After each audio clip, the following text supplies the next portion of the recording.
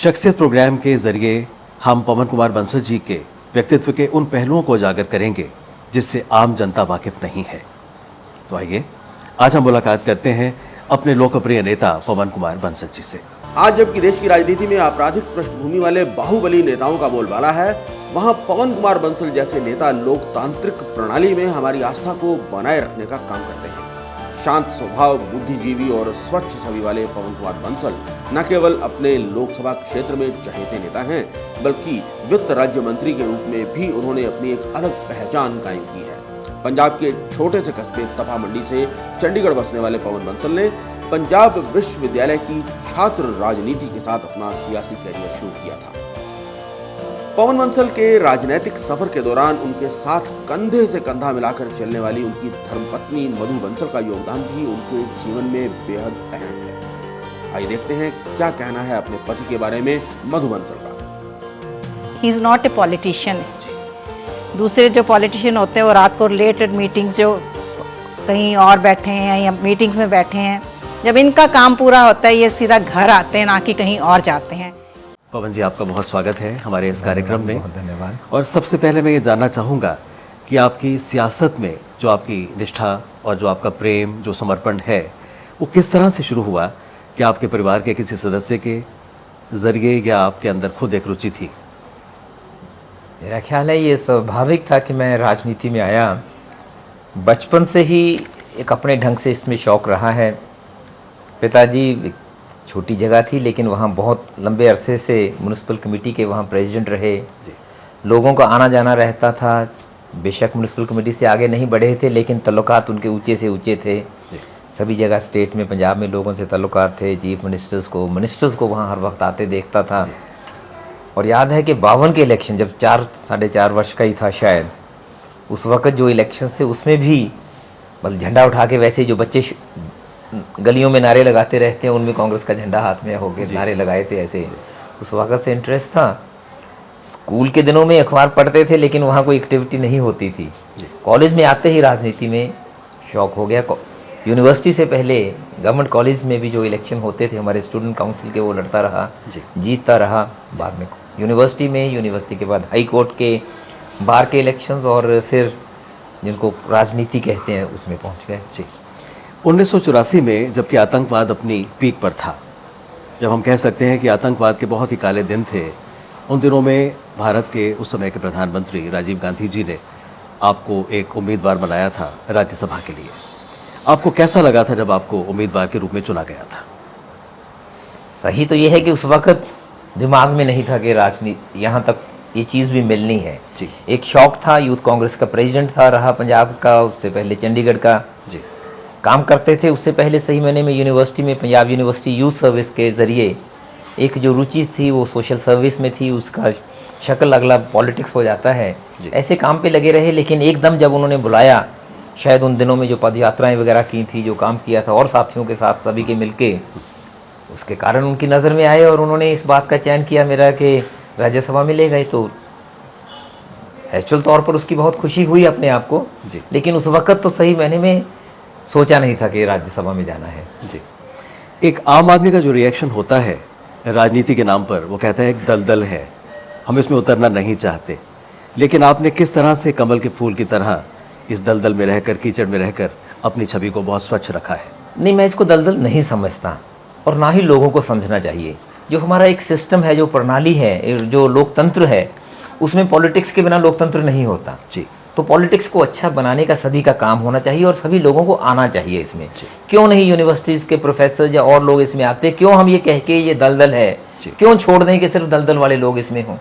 ये तो बल्कि सबसे एक अहम एक चीज़ है जो देश के संचालन के लिए है और अच्छे लोगों को इसमें आना ही चाहिए। बहुत अच्छी तादाद से लोगों में आना चाहिए।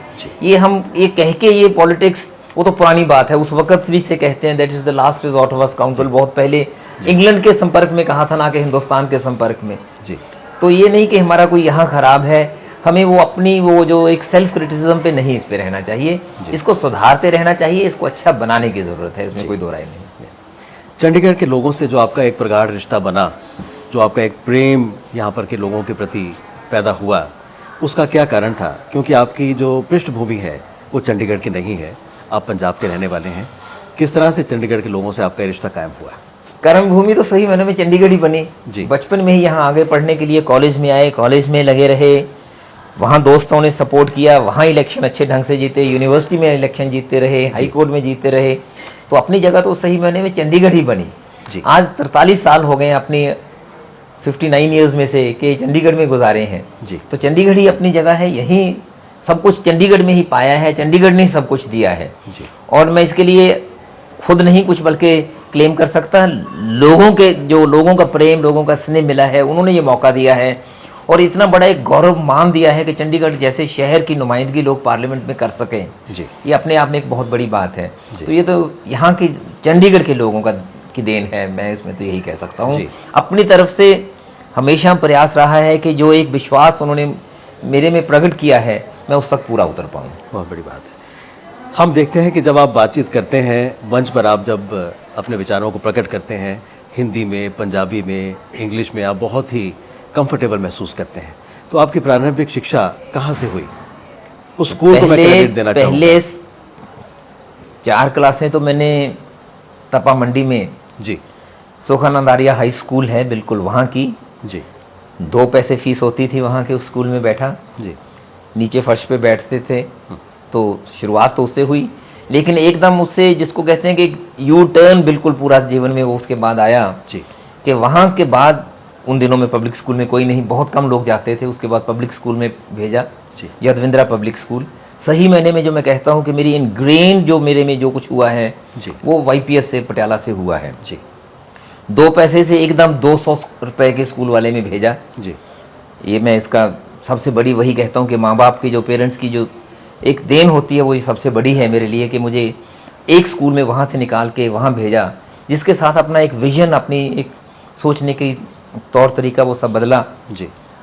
और अगर मैं एक पर्सपेक्टिव में उसमें सोचूं, रेट्रोस्पेक्टिव में ये बात लेके, तो वो ये समझता हूँ कि जो कुछ पटियाला में हासिल किया उसका आगे आगे बढ़ता रहा है, वो यदविंद्रा पब्लिक स्कूल पटियाला है। यानी आपके कहने का मतलब ये है कि जो बचपन में हम शिक्षा प्राप्त करते हैं उसका बहुत महत्व है, और हर पेरेंट अगर इस चीज़ का ध्यान रखे कि अपने बच्चों को ऐसे स्कूल में शिक्षा दिलवाए जहाँ की उसका एक भविष्य निर्माण हो, हर उसका एक चरित्र निर्माण पेरेंट हो। दिलवाना चाहता है, लेकिन हालात अपने अपने होते हैं। कौन माँ बाप नहीं चाहते कि बच्चे अच्छे स्कूलों में पढ़ें, लेकिन आज के दिन भी ज़्यादातर लोग, करोड़ों की आबादी में लोग बच्चों को स्कूलों में नहीं भेज सकते, शिक्षा का अभाव है, अच्छी शिक्षा का अभाव और भी ज़्यादा है। तो उसके लिए तो एक सरकार की, एक समाज की भी जिम्मेदारी हो जाती है। लेकिन मैं तो अपने संदर्भ में कह रहा था कि मैं उस हिसाब से एक बिल्कुल अच्छी खुशकिस्मत वाला इंसान रहा कि मुझे एक अच्छे स्कूल में पढ़ने का मौका मिला, जबकि उतनी फीस का कोई मतलब होता था। जी। हमारा और सब लोग सौभाग्य दे है। नहीं पाते थे, बहुत कम होते थे। पूरे स्कूल में 300 बच्चे थे पूरे स्कूल में, जी। और सभी पब्लिक स्कूल्स में, सनावर है, बिशप कॉटन है, उनमें 300 से बच्चे ज़्यादा नहीं होते। तो कितने बच्चे इन स्कूलों में होते थे? बिल्कुल। तो बड़ी खुशकिस्मती की बात है कि चंडीगढ़, जहाँ के आप प्रतिनिधि हैं लोकसभा में, लिटरेसी परसेंटेज के हिसाब से देश में सबसे बढ़िया अव्वल नंबर का शहर नहीं, अब अव्वल नंबर पे नहीं है, बल्कि 5वें नंबर पे बदकिस्मती के साथ पहुंचा हुआ है। जी। इसलिए हमें यहाँ बहुत प्रयास करना है। बेशक बहुत जो इंडिसेस हैं, बहुत मापदंड हैं, उनके हिसाब से चंडीगढ़ बहुत आगे है। जी। टेलीफोन्स में इसकी टेली डेंसिटी 100 से भी ऊपर है। जी। यानी कि जितनी आबादी है उससे ज़्यादा टेलीफोन्स चंडीगढ़ में है, शायद पूरे हिंदुस्तान में कहीं ऐसा ना हो। बैंकों का यहाँ जो नंबर है, कितने 258 बैंक हैं, जो पर कैपिटा बैंक हैं वो देश में दूसरे नंबर पे हैं। और बहुत चीज़ों पे यहाँ आउटसोर्सिंग पे दुनिया के 9वें नंबर पे चंडीगढ़ है। बहुत चीज़ों में बहुत आगे है।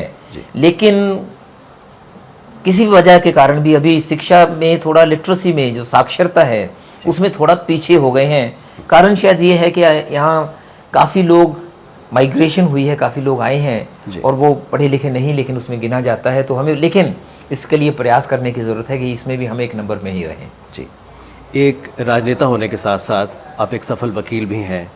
आप महसूस करते हैं कि आपका जो वकालत का ज्ञान है वो आपके नेता होने में आपको मदद करता है? नेता तो मैं नहीं समझता, लेकिन राजनीति में जो जगह है जी, इसमें बहुत बड़ा उसका एक योगदान रहा है मेरा, और एक फैक्टर रहा है कि मैं वकील था। एक सोचने का तरीका बदल जाता है, एक बात करने का तरीका, क्या आपके सामने क्या मुद्दा है उसको आप, how do you approach that. और ये कचहरी में पेश होना जब पार्लियामेंट में बात करनी, जब पार्लियामेंट के कमिटीज़ में बोलना, जी। ये तकरीबन एक ही बात है। जी। वहाँ भी कानून बनाना होता है, यहाँ कानून का बहस करना होता है, कानून की बिना पे बहस करनी होती है, वहाँ कानून बनाने का रोल होता है। जी। और ये खास तौर पे जो समितियाँ होती हैं पार्लियामेंट में, उसमें काफ़ी रोल रहता है। जी। और वहाँ भी मौका मिलता रहा रोल अदा करने का। जी। उसमें जब बहुत ही छोटी उम्र में, जब मैं अभी राज्यसभा में था, 1 वर्ष के बाद ही राज्यसभा के जो वाइस चेयरमैन होते हैं, उसके पैनल पे भी रहा हूँ 2.5 साल। राज्यसभा को प्रिजाइड करने का कई बार तो बहुत मुश्किल मौके भी आए, जिसमें बहुत वरिष्ठ नेता जो अपोजिशन के, अडवाणी साहब, वाजपेयी जी, कई लोगों का सामना भी करना पड़ा कि क्या क्या उन्होंने वहाँ आपत्ति उठाई, किसी न किसी बात पे उनका सामना करना पड़ा। जी। उसमें कामयाब सिर्फ इस बात के कारण रह पाया क्योंकि एक वकील था। जी। जो सवाल उठा उसका एकदम क्या उसका कानून है और हमारे रूल्स क्या हैं, उसका देख के उसके हिसाब से वो सदन का संचालन करना भी बहुत मुश्किल काम होता है। और ख़ास तौर पे जब खुद बहुत अनुभव ना हो उस वक़्त, उसके लिए तो मैं सिर्फ यही कहता हूँ क्योंकि वकील था, इस कारण वो कर पाया। लेकिन एक चीज़ का अफसोस ये रहता है, वकालत का फ़ायदा उधर तो हो गया, राजनीति में तो आ गए, लेकिन वकालत छूट गई, ये ज़रूर हुआ है। जी। किसी शायर ने कहा था, हम लिए फिरते हैं आंखों में चमन है बागबां, जिस तरफ उठी निगाहे शौक गुलशन हो गया। मैंने देखा है कि चंडीगढ़ में जब से आपने दोबारा से बागडोर संभाली है, सब तरफ हमें बाग नज़र आ रहे हैं लोगों के घूमने के लिए, और हमें बड़ा अच्छा लगता है कि एक हरियाली की जो लहर है चंडीगढ़ में, आपने उसको शुरू किया है। ये मैं कह सकता हूँ कि ये एक प्राथमिकता थी मेरे लिए। चंडीगढ़ शहर को मैंने नहीं बनाया हुआ, मेरे से बहुत पहले से है। मैं तो चंडीगढ़ में आया हूँ, चंडीगढ़ को एक अच्छा शहर समझ के, देख के इसमें आया, अच्छा लगा तो इसी कारण यहाँ रह गया। आया तो पढ़ने के लिए ही था, वापस जाना था, लेकिन अच्छा शहर लगा, वकालत यहीं शुरू की, यहीं घर बना लिया, यहीं रुक गए। लेकिन ये मैंने देखा कि जो इसका एक मूल तौर पे इसका जो एक प्लान बनाया हुआ था, उसके तहत हरियाली पे जोर दिया था। ग्रीन वैलीज बनी हो, लेजर वैली है बहुत बड़ी, गार्डन्स हैं, ग्रीन बेल्ट्स हैं, उसके बाद घरों इनमें तो काम हुआ था, जो बड़े गार्डन्स थे। लेकिन उसके आगे जो ग्रीन बेल्ट्स थी सेक्टर्स में, या जो घरों के बीच में, एक घरों का चारों तरफ घर है, उसके बीच में एक पार्क था, वो कभी डेवलप नहीं हुए थे, खराब पड़े थे। और बुजुर्ग लोग बहुत रहते थे, उनको सैर में करने के लिए सड़कों पे निकलने पे मुश्किल होती थी। तो मैंने प्राथमिकता बिल्कुल इसी चीज़ को पहले दी थी कि इसके 2 फायदे हैं। एक तो हरियाली रहे, जगह साफ हो, जो गंदगी पड़ी थी वो दूर हो, शहर साफ सुथरा होना चाहिए।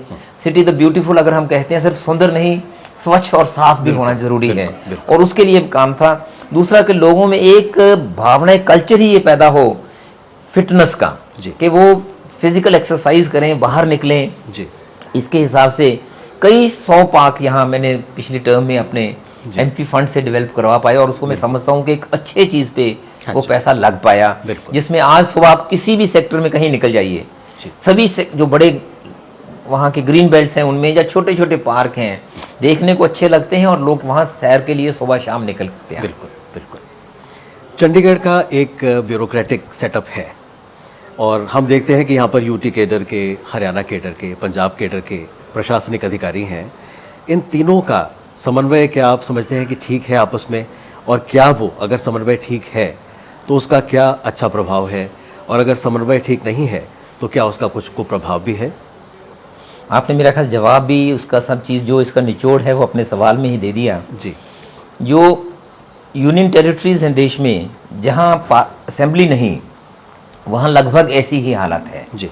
डेमोक्रेसी में है कि वहाँ डेमोक्रेटिकली रन एडमिनिस्ट्रेशन नहीं होती। जी। एक संभव ऐसा है, और उसमें जो फैसला करने की फाइनल पावर होती है वो पॉलिटिकल अथॉरिटी के पास नहीं होती, लोगों की चुनी हुई पार्टी नहीं होती, वो अफसर के पास होती है। जी। सिस्टम है सिस्टम डेमोक्रेसी का, और इसलिए मैं ये समझता हूँ उसको अच्छा बनवाने के लिए, उसकी जवाबदेही के लिए, ताकि अब मुझे लोग बहुत चीज़ों पे ये कहते हैं कि जो ये फैसला हो गया, ये लोगों की बात, लोगों के कन्वीनियंस को, लोगों की ज़रूरत को, लोगों की मांग को देख के नहीं हुआ ये फैसला, किसी ने और सोच लिया कि फैसला ऐसा होना चाहिए, फैसला हो गया। जी। लेकिन उसके लिए कुछ किया नहीं जा सकता, मैं ये समझता हूँ, और उस बात पे मैंने बल दिया है, और उसको कभी तो करवा लेंगे। समय लगता है, पहले तो यहाँ कॉरपोरेशन भी नहीं थी, जो अफसर उस वक्त थे वो कॉरपोरेशन भी नहीं बनवाना चाहते थे, कुछ पॉलिटिकल लोग भी नहीं बनवाना चाहते थे। अक्सर एमएलए एमपीज भी अलग अलग जगह समझते हैं कि कॉरपोरेशंस नहीं हो, वो समझते हैं कि शायद उनका कुछ अधिकार खोया गया। लोकतंत्र में अपने पास अधिकार रखने की जरूरत नहीं होनी चाहिए। इसमें सही मायने में वो एक विकेंद्रीकरण होना चाहिए, डिसेंट्रलाइजेशन होनी चाहिए कि अलग अलग काम अलग अलग लोग, अलग अलग संस्थाएं, अलग अलग एंटिटीज करें। उसके लिए मैं समझता हूं कि जो म्युनिसिपल कॉरपोरेशन है उसके पास अधिकार सही मायने में सही अधिकार होने चाहिए उनको, कि वो फैसला कर पाएं लोगों के प्रति जो बातें हैं, और वो फैसला फाइनल होना चाहिए, अंतिम फैसला होना चाहिए। सिर्फ इतना कि किसी बात में उसको मेयर इन काउंसिल सिस्टम कहते हैं कि एग्जैक्ट मेयर होता है, उसके साथ 3-4 एग्जेक्टिव काउंसलर्स हों जो उनके पास विभाग बांट दिए गए हों, वो फैसला करें। जिस चीज़ को बिल्कुल कोई समझे कि नहीं ठीक किसी बात के लिए, वो एडमिनिस्ट्रेटर के पास जाना चाहिए फैसला, लेकिन और बीच में कोई नहीं होने चाहिए। वहाँ के फैसले लोगों के लगने चाहिए, क्योंकि वो लोगों के उनके पल्स पे, उनकी नब्ज़ पे उनका हाथ होता है और वो उसके हिसाब से फैसला करते हैं ताकि लोगों को ये दिक्कत नहीं हो। अब रोज़ाना बहुत बातें सुनने को आती हैं, लोग 20 बातों के लिए हमारे पास आते हैं, और देखने का, काम करने का, सोचने का एक नज़रिया अलग होता है, इसमें कोई दो राय नहीं। लेकिन ये किसी भी यूनियन टेरिटरी विदाउट लेजिस्लेचर में ऐसा है।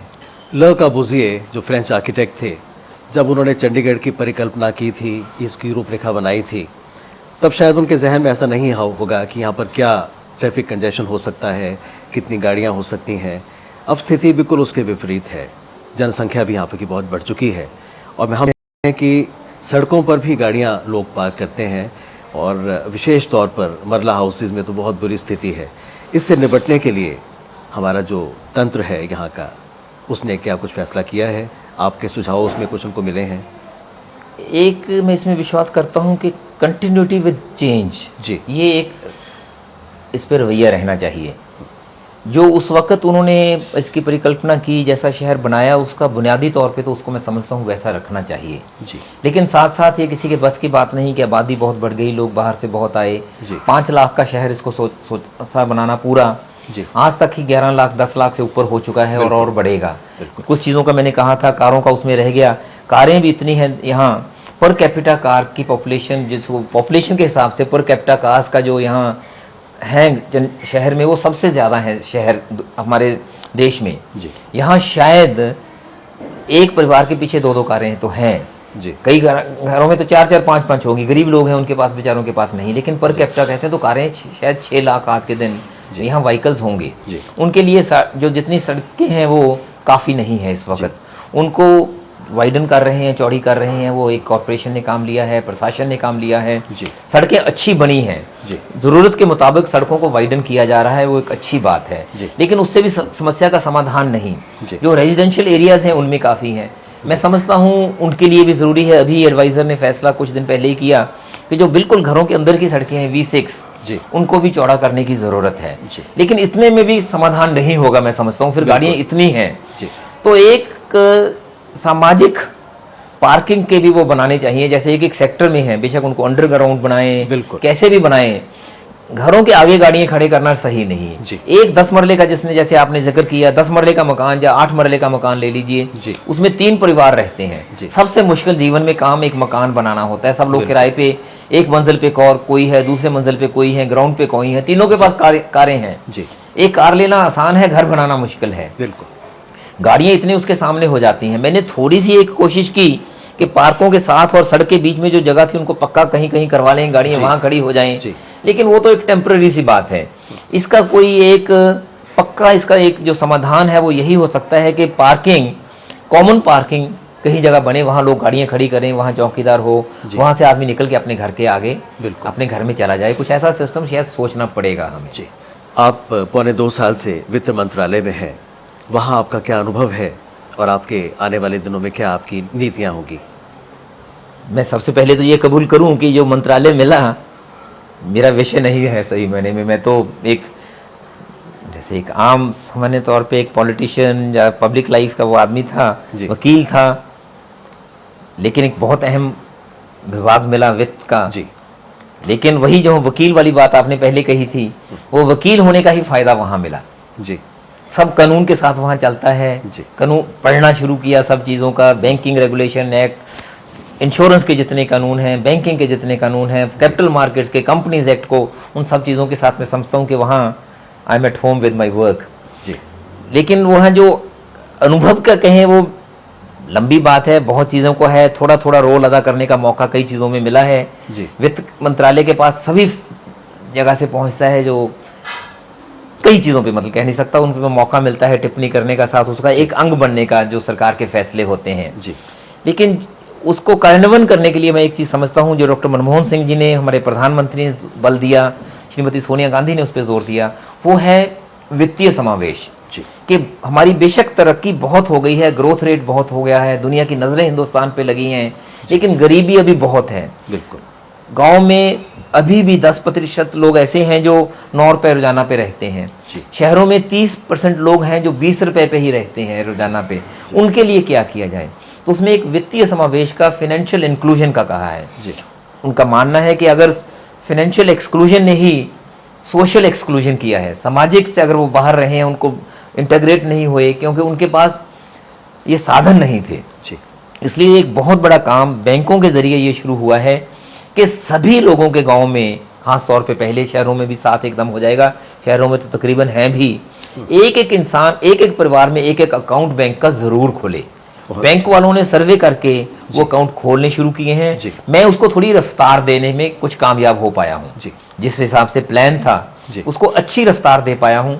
जगह जगह जो state level bankers committee meetings होती हैं वहाँ जाता हूँ, वहाँ उसकी एक समीक्षा करते हैं हम, और अच्छी तादाद में, बहुत स्टेट्स में तो 100% हो गया है, जो हो रहा है। कईयों ने आधा आधा मान लिया कि आधे आधे ज़िले लेके हम 31 मार्च 2008 तक सब लोगों के कार्ड बना देंगे, ताकि उसके बाद उनको वो जो ऋण के लिए सहूलतें मिल पाएंगी, अपने जीवन में कोई काम करने के लिए उनको कुछ बैंकों के जरिए पैसा मिल पाएगा। दूसरी जो अच्छी 2 स्कीम्स और हैं, वो कुछ दिन पहले ही वित्त मंत्री ने उसका उद्घाटन किया, लॉन्च किया उसको, आम आदमी बीमा योजना। जो लोग गरीबी की रेखा के नीचे हैं उनके लिए सरकार, केंद्र की सरकार और प्रांतीय सरकारें मिलके उनके लिए बीमा करेंगी। LIC उसका करेगा। अगर किसी का नेचुरल तौर पे देहांत हो जाए तो 30,000 रुपया, अगर एक्सीडेंट में हो जाए तो 70,000, अगर उनका इनकैपेसिटेशन हो जाए तो 37,500, कुछ ऐसा किया है। एक ऐसे ही यूनिवर्सल हेल्थ इंश्योरेंस स्कीम है, क्योंकि लोगों को स्वास्थ्य के लिए बहुत मुश्किलें आती हैं, उनका खर्चा बहुत होता है। एक स्कीम वो बनाई है, यूनिवर्सल हेल्थ इंश्योरेंस स्कीम। और चीज़ों के अलावा मैं इन 3 चीज़ों को मान के इन पे ज़्यादा काम करने की कोशिश कर रहा हूं। बहुत बड़ी बात है। कहते हैं कि हर सफल इंसान के पीछे किसी महिला का हाथ होता है। मेरी मुराद आपकी शरीके हयात से है। आपको क्या कहना है इस बारे में? आपने सही कहा, बहुत बड़ा रोल है, इसके बावजूद कि उनको कोई इंटरेस्ट नहीं पॉलिटिक्स में, कभी नहीं था, है भी नहीं। लेकिन शायद यहाँ लोकल तो मेरे से ज़्यादा काम वो कर देती हैं। सरकारी नौकरी कर रहा हूँ इस वक्त, पार्लियामेंट के अलावा दफ्तर में समय बहुत लगता है। पीछे लोगों का मिलना, लोगों को तो वही रहता है कि एक चुना हुआ नुमाइंदा तो सही मायने में जिसको वो इम्पोर्टेंट समझते हैं वो MP को समझते हैं। बेशक रोल MP का कोई और होता है, लेकिन हमारा एक जो डेवलपिंग सोसाइटीज़ होती हैं वहाँ उम्मीदें ज़्यादा होती हैं। जो काम उसके दायरे के नहीं भी होते, लोग उसी से उम्मीद करते हैं कि वो उनके काम पूरे करे, और उसका एक फ़र्ज़ भी बन जाता है कि वो उनकी बात को सुन के उसको कर सके। बेशक वो अफसरों के साथ बात करनी हो, बेशक वो पार्लियामेंट में बात करनी हो, वो बेशक कॉरपोरेशन में कहना हो। तो जब नहीं होता तो फिर तो ख़ास तौर पे उस पूरा काम पीछे मिसेस बंसल को ही संभालना पड़ता है। लोग मैं नहीं तो उनको मिलना चाहते हैं, उनको मिलके कहना चाहते हैं, और वो शायद एक जो पब्लिक रिलेशंस का है, मेरे से शायद उनका अच्छा ही है। मेरे से लोगों को ज़्यादा संभाल के, ज़्यादा लोगों की बात सही सुन के, जहाँ खुद कहीं कहना हो वहाँ खुद कह लिया, कहीं जाना हो वहाँ चली गई, जब मुझे कहना है मुझे कह लेती हैं। तो मेरा तो काफ़ी भार संभाला हुआ है उन्होंने। एक पार्लियामेंट्री कमेटी बनी थी जिसमें मेंबर ऑफ पार्लियामेंट के जो व्यय है उसके ऊपर एक अंकुश लगाने की बात कही गई थी, और उसमें आपको अपने कुछ ऐसे साथियों के खिलाफ जिन्होंने अपव्यय किया था उस फंड का, उसके बारे में निश्चित आपको करना था। क्या आपके लिए वो बहुत कठिन काम था? वो 2 कमेटीज थी जिसका आपने जिक्र किया, वो तो उसका मैं पूरा समय रह नहीं पाया कि उसके समय मंत्रिमंडल में आ गया था जो MP फंड्स वाली थी। लेकिन उससे पहले थी एकदम उसी दिनों में कमेटी, 5 सदस्यीय कमेटी थी वो, जो कुछ आरोप हमारे सदस्यों पे थे उनके लिए, उसका मुझे अध्यक्षता करने के लिए कहा गया था। जितने समय उसमें रहे वो एक मुश्किल काम था, मैं ये कहना चाहता हूँ, काफ़ी मुश्किल काम था वो। अपने ही साथियों के प्रति जिनके साथ हर वक्त उठना बैठना लगा, और एक जल्दी के साथ, कानून जैसा है, कानून में तो सालों के साल फैसले में लग जाता है, केसों में लग जाते हैं।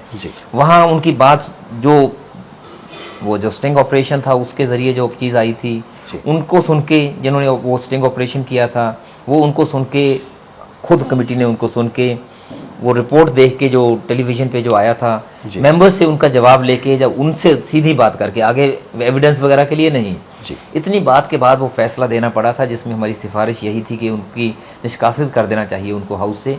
जी।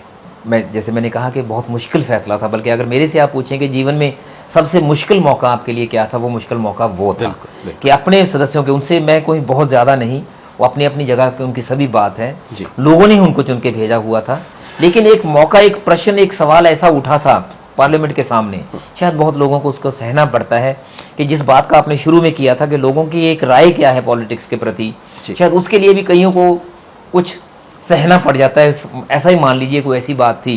जी। लेकिन हमने कहा था कि उनकी एक पोजीशन उसके कारण एक अनटेनेबल हो गई है हाउस में, और उनको सदस्यता उनकी बर्खास्त कर देनी चाहिए। उसको बाद में लोकसभा ने पारित किया उसी बात को, जी। और उनकी मेंबरशिप ख़त्म कर दी थी। जी। 10 मेंबर्स की ऐसी मेंबरशिप ख़त्म हुई थी। जी। उसका बहुत, बस एक अजीब सी उस एक रिएक्शन के साथ बात करता हूँ। एक जिम्मेदारी अपनी निभाई, जी। जो काम सौंपा गया था, लेकिन मुश्किल था। आपका जो खाली समय है, अगर आपको नसीब होता हो, उसको आप कैसे व्यतीत करना चाहते हैं? मेरी मुराद है आपकी कुछ हॉबीज़ से, कुछ आपके इंटरेस्ट से। खाली समय तो शायद आज इस वक्त नहीं है। अब ये पॉलिटिक्स हमारे समाज में एक होल टाइम काम है, इसके जी। लिए आप समय तय नहीं कर सकते कि इस वक्त से इस वक्त ही मिलना है। जी। हर वक्त, जिस वक्त किसी को कहना हो, जो चुनाव में कहते हैं कि हर वक्त घर खुला है, आप किसी वक्त आइए, जी। तो बाद में आपको वैसे ही रखना पड़ता है। तो ये तो बिल्कुल।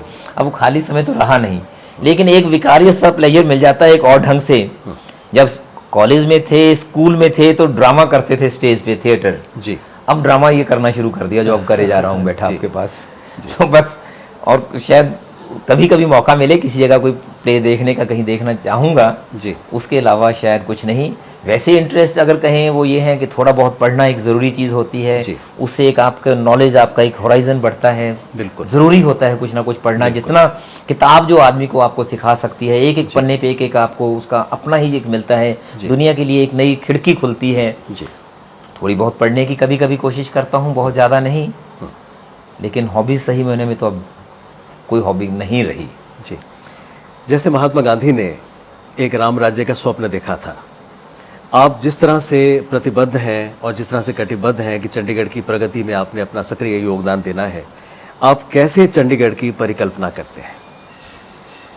चंडीगढ़ खुशकिस्मती से एक बहुत अच्छा शहर है। पहले कोई मेरा नहीं किया हुआ, ये शहर ही ऐसा है, इसको बनाया ही ऐसे था पंडित नेहरू ने। जी। उसके बाद प्रताप सिंह कैरो ने, उन्होंने बनाया इसको एक अच्छा शहर था। हम लोगों की तो आगे जिम्मेदारी है कि उनकी परिकल्पना के मुताबिक हम इसको अच्छा रख पाएँ, और उस जितना था उससे अच्छा आने वाली पीढ़ियों को हम इसको दे सकें। मैं तो ये समझता हूँ, और उसके लिए एक इसको सही मायने में छोटा शहर, लेकिन एक वर्ल्ड क्लास सिटी हो, बहुत बड़ा नहीं होना चाहिए। मेरी उसमें राय दूसरों से हटके है। शहरों को बहुत बड़ा नहीं बनाना चाहिए, क्योंकि उसके कई इकोनॉमिक कॉस्ट बढ़ती हैं। छोटे छोटे सैटेलाइट टाउन बड़े शहर के अलावा इर्द गिर्द होने चाहिए, सेल्फ सस्टेनिंग होने चाहिए, वहाँ सब चीज़ वहीं होनी चाहिए। लोग उधर को जाएं, उनको जैसे हम कहते हैं काउंटर मैग्नेट सेंटर्स, जैसे चुंबक होता है वो इधर को नहीं खींचे, वो काउंटर मैग्नेट हो, दूसरी तरफ जाए, वहाँ वो लोग वहाँ जाएं। मैं समझता हूँ कि अगर एक अर्बन प्लानिंग होनी चाहिए तो इस हिसाब से हो, इर्द गिर्द जितने छोटे छोटे कस्बे हैं वो अच्छे बने हों, पूरे एरिया का, जैसे दिल्ली में नेशनल कैपिटल रीजन है, ऐसे ही यहाँ चंडीगढ़ कैपिटल कह दीजिए या नहीं कहिए, लेकिन चंडीगढ़ रीजन, 3 तो ट्राई सिटी जैसे चंडीगढ़, पंचकुला, मोहाली, उसके इर्द गिर्द भी जो बहुत एक योजनाबद्ध तरीके से इसकी अर्बन डेवलपमेंट नहीं हुई, उसको सभी को लेके एक अच्छे ढंग से हो, अच्छा बने, वो अलग अलग जगह पे फैसिलिटीज़ हों, सुंदर शहर हो। लेकिन इसके साथ जब आप कह रहे हैं आप इसको कैसा चाहते हैं, मैं समझता हूँ एक चाइल्ड फ्रेंडली, बच्चों के लिए इसमें हम खास तौर पे जोर दें, पहले समय से पहले दिन से बच्चों के लिए जोर दें कि एक बच्चे यहाँ महसूस, उनका शहर हो, चाइल्ड फ्रेंडली हो, एक पीस सिटी हो, शांति यहाँ पूरा हो, यहाँ कोई क्राइम चंडीगढ़ में ना हो, अपने आप में एक ऐसा शहर हम बना पाएँ। और जैसे पहले वो घूमने की बात कर रहा था मैं, वो जो साइकिल ट्रैक्स भी बने हैं वो अच्छे हम लोग उनको बना पाएँ, एक साइकिलिंग की भी जहाँ हम एक आदत डालें। जैसे मैंने बाहर बहुत जगह देखा है, ये नहीं कि साइकिल समय के रफ्तार के साथ साइकिलों को ख़त्म कर दिया। वो लोग साइकिलों पे निकलते हैं अच्छे अच्छे शहरों में, मैंने देखा है बीजिंग में कितनी बड़ी तादाद में, यूरोप के बहुत देशों में देखा है, अच्छे अच्छे शहरों में देखा है। हम साइकिलिंग का यहाँ बढ़ाएं, एक अच्छा सुंदर बढ़िया शहर हो ये, जो सभी के लिए एक क्वालिटी ऑफ लाइफ, गुणवत्ता हो, जीवन का रहने का स्तर ऊंचा हो, लोगों की उस हिसाब से एक अच्छा शहर उसकी ज़रूर करते हैं। हमारी बहुत देर से ख्वाहिश थी कि देखें करीब से भी तो अच्छा दिखाई दे, एक आदमी तो शहर में ऐसा दिखाई दे। और आज पवन जी से बात करके हमारी वो ख्वाहिश पूरी हुई।